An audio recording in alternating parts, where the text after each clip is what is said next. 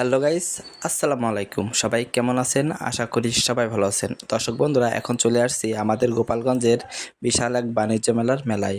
দর্শক বন্ধুরা দেখেন, ওইখানে কত সুন্দর সুন্দর ফুলের চারা উঠছে। দর্শক বন্ধুরা, এই ফুলের তোড়া কিন্তু আমার কাছে মাশাআল্লাহ অনেক অনেক ভালো লাগতেছে। আপনাদের কাছে এই ফুলের তোড়াগুলো কেমন লাগতেছে অবশ্যই জানিয়ে দিয়েন।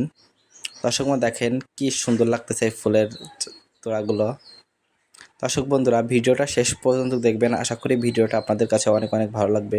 দর্শক বন্ধুরা দেখেন, এই ফুলের তোড়াগুলো কিন্তু মাশাআল্লাহ অনেক অনেক ভালো লাগছে। এগুলো কিন্তু আমাদের বাসা বাড়িতে সাজায় রাখলে মাশাআল্লাহ অনেক অনেক সুন্দর লাগবে।